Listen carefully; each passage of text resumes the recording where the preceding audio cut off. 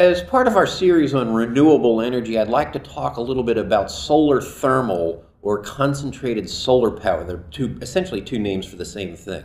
So this has to do with the fact that we're often, when we think of solar power generally, we think of photovoltaics, in other words, the solar panels that we see on people's roofs and so forth. We don't think so much of solar thermal. This is a fairly new development, and what it essentially means is focusing the sun's rays on a certain point or on a certain line and using that heat to turn a turbine to generate electricity.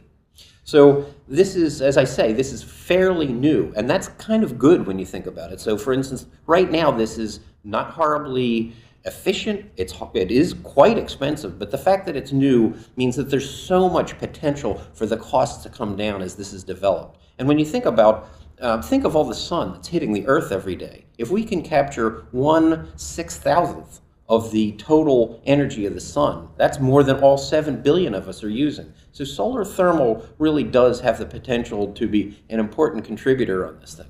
So obviously there's no fuel, the sun's burning in the sky, this is completely fine, there's no cost associated with the actual fuel.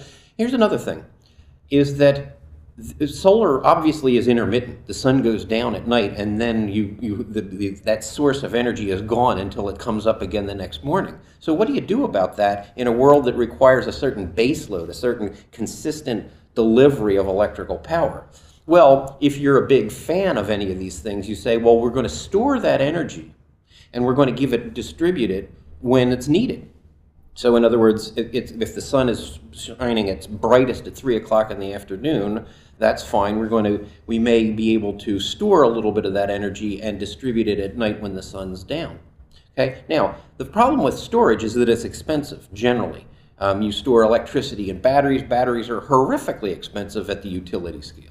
So what to like about solar thermal is that it is essentially heat, and you can store heat energy a lot less expensively than you can electrical energy. So that's something to like.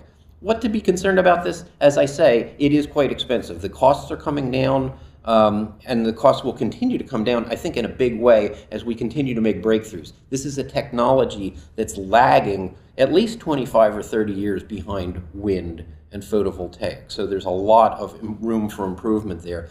Something else to fear about this thing is that this is delivered best in the deserts, obviously the hottest parts of the world, but it also requires water, and guess what doesn't occur a lot in deserts? Water. So there are issues with respect to this.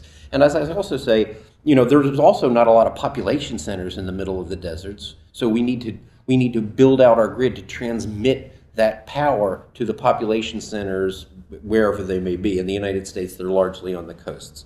So those are some of the things to like and some of the things to be a little bit concerned about solar thermal. But overall, I think this has huge potential for the next 30, 40 years.